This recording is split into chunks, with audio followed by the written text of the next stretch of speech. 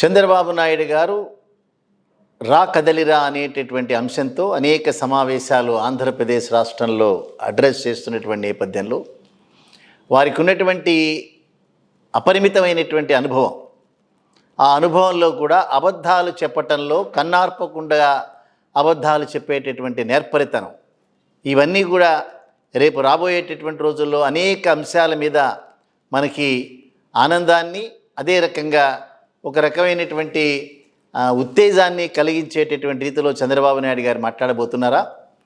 మొన్ననే వారు మాట్లాడుతూ, నేను ఇంతకు మునుపు మిమ్మల్ని అందరినీ కూడా పిల్లల్ని కనద్దని చెప్పాను, కానీ ఇప్పుడు నేను అడుగుతున్నాను, ఈ పాపులేషన్ని బ్యాలెన్స్ చేసేటటువంటి ప్రాసెస్లో అందరూ కూడా ముగ్గురేసి పిల్లల్ని కనండి అని చెప్పి చాలా ఉచితమైనటువంటి సలహా చెప్పాడు.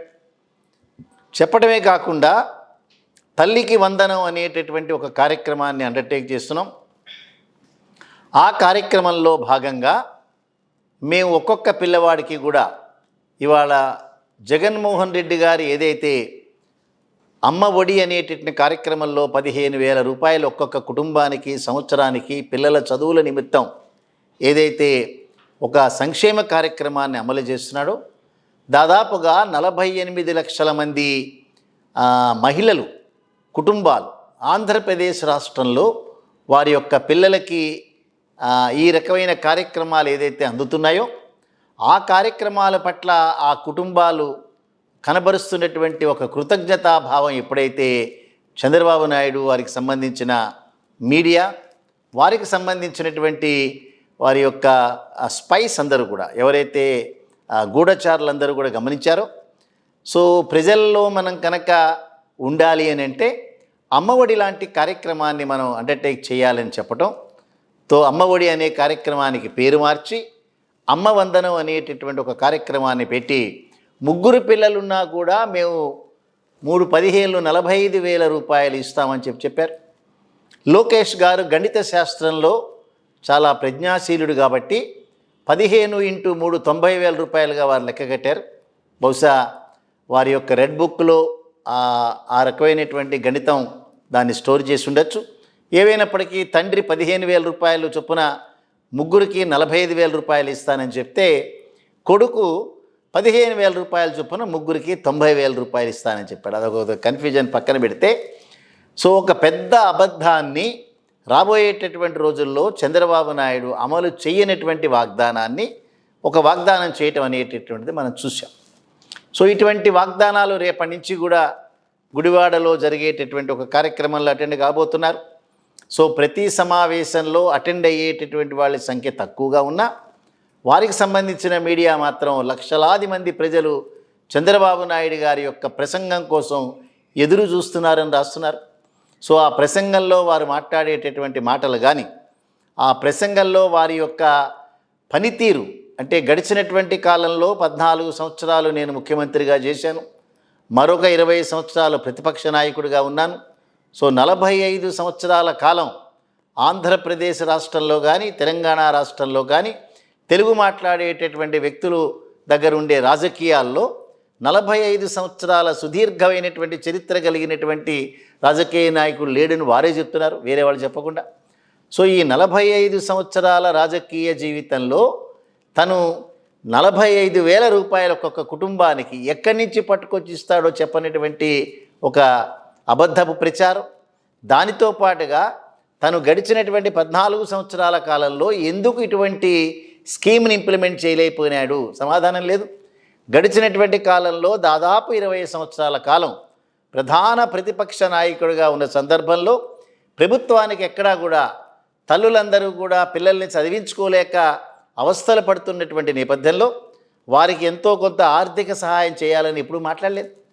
కేవలం జగన్మోహన్ రెడ్డి గారు నవరత్నాల పథకంలో ఒక రత్నంగా పిల్లల చదువుల కోసం 15,000 రూపాయలు ఇవ్వటం, అదే రకంగా నాడు నేడు అనేటటువంటి ఒక కార్యక్రమంలో భాగంగా స్కూళ్ళ యొక్క రూపురేఖలే మార్చటం, పిల్లలందరికీ కూడా బట్టల దగ్గర నుంచి, షూల దగ్గర నుంచి, సాక్స్ల దగ్గర నుంచి, స్కూల్ బ్యాగుల దగ్గర నుంచి ఇచ్చేటటువంటి కార్యక్రమాన్ని రూపొందించటం, అదే రకంగా స్కూల్లో చదువుకునే ప్రతి పిల్లలకి కూడా న్యూట్రిషియస్ భోజనాల్ని చాలా పక్కా వేలో ఒక మెనూ డిసైడ్ చేయటం, ఒక రోజు పెట్టేటటువంటి భోజనానికి మరుసటి రోజు పెట్టేటటువంటి భోజనానికి మధ్యలో ఒక స్పష్టమైనటువంటి తేడాను చేయటం. ఈ సక్సెస్ఫుల్ యాక్టివిటీ గడిచినటువంటి 5 సంవత్సరాల కాలంలో ఆంధ్రప్రదేశ్ రాష్ట్రంలో దాదాపు 48 లక్షల కుటుంబాలకు సంబంధించిన పిల్లలు ఎంజాయ్ చేస్తున్నటువంటి నేపథ్యంలో ఒక అబద్ధం చెప్పడానికి చంద్రబాబు నాయుడు తెరదీసినారు. ఆ భాగంలోనే 3 పిల్లల్ని కనండి, ఎక్కువ మంది పిల్లల్ని కంటే నా వల్ల మీరు ప్రయోజనం పొందుతారు, ఎప్పుడు ఆంధ్రప్రదేశ్లో ఉన్న పిల్లల్ని కనాలి, ఎప్పుడు వాళ్ళు పెద్దవాళ్ళు అవ్వాలి, అప్పటిదాకా చంద్రబాబు నాయుడు ముఖ్యమంత్రిగా ఎప్పుడు రావాలి, ఇవన్నీ కూడా శేష ప్రశ్నలే, సమాధానం లేనటువంటి ప్రశ్నలుగానే వీటిని పరిగణించాలి. ఇవే కాకుండా మరొక సభలో మాట్లాడుతూ 20-30 సంవత్సరాల తర్వాత ఏం జరగబోతోందో ఇప్పుడే నేను ఊహించగలుగుతాను అనేటటువంటి మాట చాలా అబద్ధం అది. సో ఎక్కడా కూడా 30 సంవత్సరాల తర్వాత జరిగేటటువంటి వ్యక్తుల యొక్క ఊహాగానాల ప్రకారం ఉండేటటువంటి అడ్మినిస్ట్రేషన్ ఇప్పుడు వారు చేయలేదు.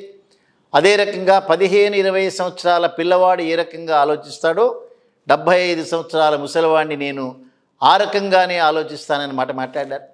అదే రాజమండ్రి సెంట్రల్ జైల్లో 53 రోజులు ఉన్నప్పుడు శరీరంలో ప్రతి అవయవానికి అనేక రకాలైనటువంటి రోగాలతో బాధపడుతున్న వాడిని నాకు బెయిల్ ఇప్పించండి మహాప్రభు అని చెప్పి కోరుకున్నాడు. సో ఆ రోజుల్లో అతనికి ఉండేటటువంటి చర్మవాది వ్యాధి ఏదైతే ఉందో దానికి సరైనటువంటి ట్రీట్మెంట్ ఇవ్వకపోయినా లేదా ఎవరికీ ఇవ్వనటువంటి ఒక ఎయిర్ కండిషనర్ని అక్కడ ప్రొవైడ్ చేయకపోయినా సరే అతని ప్రాణానికే ప్రమాదం ఉంటుందని మీడియా చెప్పించారు. అదే రకంగా రాజమండ్రి సెంట్రల్ జైల్లో ఉండేటటువంటి దాదాపుగా ఒక 2000 మంది వ్యక్తులందరూ కూడా గంజాయి వ్యాపారం చేస్తూ పట్టుబడినటువంటి వాళ్ళ వల్ల నాకు ప్రాణహాని ఉందని మాట్లాడారు. ఇవాళ అనేక రకాలైనటువంటి సమావేశాలు లాంగ్వేజ్ మీద కంట్రోల్ లేదు, హావభావాల మీద కంట్రోల్ లేదు, సో అబద్ధపు మాటల మీద అసలు కంట్రోల్ లేదు. రాబోయేటటువంటి రోజుల్లో చిత్ర విచిత్రమైనటువంటి విన్యాసాలు చేస్తూ అనేక రకాలైనటువంటి కార్యక్రమాలని అండర్టేక్ చేస్తానని చెప్పి అబద్ధాలు చెప్తూ ప్రజల్ని మభ్యపరిచేటి ప్రయత్నాలు చేస్తున్నారు. రాబోయేటటువంటి వీడియోల్లో వారు గడిచినటువంటి కాలంలో ముఖ్యమంత్రిగా ఉన్నప్పుడు ఏ కార్యక్రమాలు అండర్టేక్ చేశారనేది మేము స్పష్టంగా మీ అందరికీ కూడా చెప్పబోతున్నాం.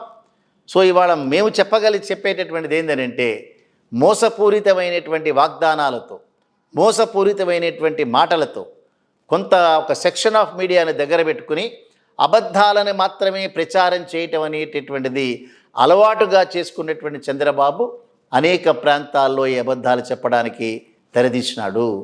అనేక సమావేశాల్లో మేము ఆల్రెడీ వచ్చేసినాం, మా గెలుపు అనేటటువంటిది ఖాయమైంది, కానీ ప్రమాణ స్వీకారం మాత్రమే మిగిలింది అనేటటువంటి మరొక అబద్ధాన్ని ప్రచారం చేసే ప్రయత్నం చేస్తున్నాడు. ఇప్పటికీ కూడా అనేక సర్వేలన్నీ కూడా జగన్మోహన్ రెడ్డి గారు 120-130 స్థానాలతో గెలవబోతున్నాడు అనేటటువంటిది అనేక సంస్థలు క్లియర్ చేసిన సందర్భంలో మా సర్వే చేసిన సమాచార ప్రకారం కూడా జగన్మోహన్ రెడ్డి గారు 24 ఎన్నికల్లో విజయదుందుబి మోగించబోతున్నాడు అనేటువంటి సమాచారం మా దగ్గర ఉంది, వారి దగ్గర కూడా ఉంది, చంద్రబాబు దగ్గర కూడా, చంద్రబాబుని సపోర్ట్ చేసేటటువంటి మీడియా దగ్గర కూడా ఉంది. అయినప్పటికీ కూడా అబద్ధాలని అలవాటుగా చేసుకునేటటువంటి ఆ రకమైన నేచర్ ఉండేటటువంటి చంద్రబాబు నాయుడు అనేక అబద్ధాలతో పాటుగా 15,000 రూపాయలు జగన్మోహన్ రెడ్డి గారు ఏదైతే ఒక కుటుంబానికి ఇస్తున్నాడో 3 పిల్లలకి ఇస్తారనేటటువంటి శుద్ధ అబద్ధంగా తప్పనిసరిగా ప్రజలందరూ గమనించాల్సిందే, గ్రహించాల్సిందే. గడిచినటువంటి కాలంలో రైతులందరికీ కూడా రుణమాఫీ చేస్తానని చెప్పి 96,000 కోట్ల రూపాయలు 25,000 కోట్ల రూపాయలకే కుదించి ఈ 25,000 రూపాయలు కూడా ఒక స్ట్రోక్తో ఇవ్వకుండా 5 ఇన్స్టాల్మెంట్లుగా 5 సంవత్సరాల్లో పే చేస్తానని చెప్పి 3 ఇన్స్టాల్మెంట్లు మాత్రమే పే చేసి 2 ఇన్స్టాల్మెంట్లు ఎగ్గొట్టినటువంటి గనుడు చంద్రబాబు నాయుడు. అది గమనించాల్సిందిగా మీరందరూ కూడా గమనించాల్సిందిగా కోరుతున్నాం. సో ఈ అబద్ధాలని తను చేయగలిగింది చెప్పడంలో ఏ రకమైన అభ్యంతరాలు లేవు. ఇవాళ జగన్మోహన్ రెడ్డి గారు చేస్తున్నటువంటి కార్యక్రమాలకి అనేక సంస్థల నుంచి అప్పులు తీసుకున్నాడు అనేటటువంటి ఆరోపణ చేసేటటువంటి చంద్రబాబు కానీ, లోకేష్ కానీ, పవన్ కళ్యాణ్ కానీ చంద్రబాబు చేసినటువంటి వాగ్దానాలకి ఎక్కడి నుంచి మనీ తీసుకుని వస్తారని స్పష్టంగా చెప్పాల్సినటువంటి అవసరం ఉంది. ఇవన్నీ కూడా కేవలం ఎన్నికల్లో గెలవడానికి వేసేటటువంటి ఎత్తుగడలుగానే ప్రజలందరూ కూడా గమనించాలి. అందుకని 3 పిల్లల్ని కనండి, 15,000 రూపాయలు 45,000 రూపాయలు ఇస్తానని ఒకరు, 90,000 రూపాయలు ఇస్తాను ఒకరు, అదే రకంగా రాబోయేటటువంటి రోజుల్లో అన్నీ ఫ్రీ ఆఫ్ కాస్ట్ ఇస్తామనేటటువంటి ఈ దొంగ మాటలు కనుక నమ్మితే తప్పనిసరిగా మోసపోవటం అనేటటువంటిది ప్రజలు ఎక్స్పీరియన్స్ చేయాలి. రాబోయేటటువంటి రోజుల్లో స్పష్టంగా ఒకటి మాత్రం గ్రహించాలి, వాలంటీర్లు అనేటటువంటి వాళ్ళు ఎవరైతే ఉన్నారో ఇవాళ ప్రతి 60-70 ఇళ్లకు వాలంటీర్లు ప్రత్యేకంగా వారి సర్వీస్ ఏదైతే చేస్తున్నారో, చంద్రబాబు నాయుడు కనుక పొరపాటున కనుక వస్తే వాలంటీర్ల వ్యవస్థ ఉండదు. ఇళ్ల దగ్గరే అన్ని కార్యక్రమాలు కూడా అమలవుతున్నటువంటి ఏ పద్ధతి కూడా ఇళ్ల దగ్గర ఉండదు. మళ్ళీ ఆఫీసుల చుట్టూ తిరగాలి. అదే రకంగా లంచాలు ఇచ్చేటటువంటి కార్యక్రమాలకు మళ్ళీ తెరదీయాలి. రాబోయేటటువంటి రోజుల్లో ఒకవేళ కనుక చంద్రబాబు నాయుడికి పొరపాటున కనుక ఎవరైనా అధికారం కనుక ఇస్తే, ఇచ్చేటటువంటి ఆలోచన చేసిన భవిష్యత్తులో అన్నీ కూడా ఇబ్బందులే వచ్చేటటువంటి ప్రమాదాలు ఉన్నాయనేటటువంటి గమనించాలి. చంద్రబాబు నాయుడు ఒక్కొక్క సమావేశంలో చెప్పే ఒక్కొక్క అబద్ధాన్ని చాలా క్షుణ్ణంగా అందరూ పరిశీలించిన తర్వాత మాత్రమే నిర్ణయాలు తీసుకోవటం అనేటటువంటిది ప్రజల యొక్క భవిష్యత్తుకి చాలా ఉపయోగపడే కార్యక్రమంగా మేము కూడా భావిస్తున్నాం.